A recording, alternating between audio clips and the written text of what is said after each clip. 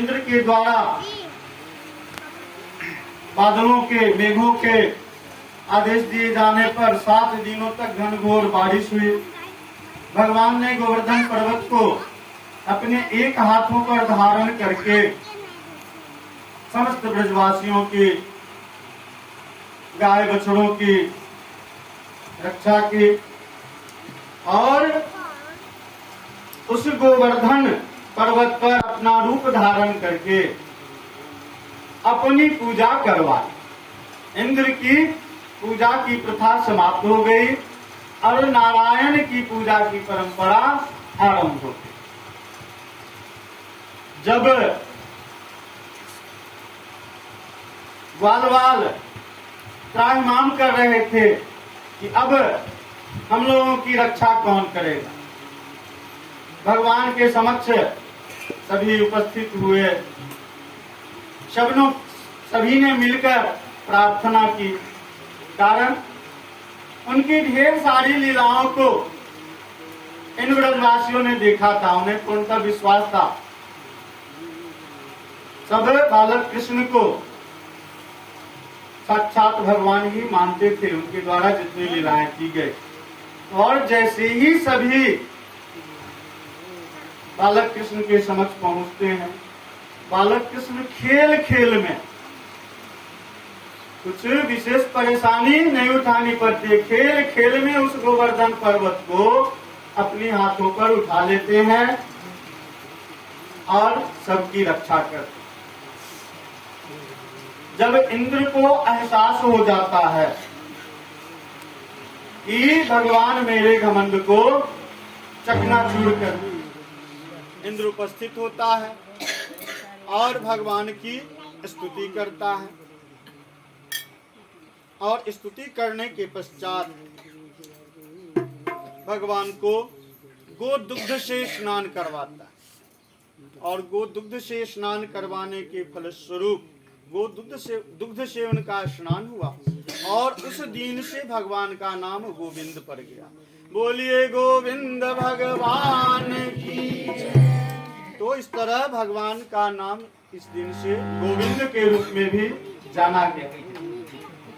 इससे पूर्व की कथा में हम लोग श्रवण किए हैं कि ब्रह्मा जी को जब गोविंद की लीला देखने की इच्छा हुई तो उन्होंने अपनी एक रचना रच डाली और उस रचना में उन्होंने क्या किया कि कृष्ण की अनुपस्थिति में सभी ग्वाल बालों को, सभी गो बछड़ों को गायब कर दिया। ब्रह्मा जी थे, उन्हीं के द्वारा लोक बनी हुई थी, सबको गायब कर दिया। लेकिन प्रभु ब्रह्मा जी की इच्छा को, उनकी मनसा को भांप लिए थे और उन्होंने अपने प्रभाव से पुनः उन सभी ग्वाल बालों को, गाय बछड़ों को वहां पे उपस्थित किया। लेकिन हम लोगों ने श्रवण किया है कि 1 वर्ष बीतने के कुछ ही दिन पूर्व ब्रह्मा जी आए, तो इतने दिनों तक भगवान को उन ब्रजवासियों से, उन ग्वाल बालों से, उन गाय बछड़ों से दूर रहना पड़ा। ब्रह्मा जी स्तुति करते हैं, लेकिन ब्रह्मा जी की स्तुति से उस समय भगवान प्रसन्न नहीं होते। और आज जब इंद्र उनकी स्तुति कर रहे हैं, जब इंद्र को अपने मद से, अपनी आंखों की चर्बी जब उनकी आंखों से हट जाती है, उनका घमंड चूर हो जाता है और भगवान की स्तुति करते हैं, तो आज भगवान कृष्ण बहुत खुश होते हैं। खुश होने का कारण क्या है?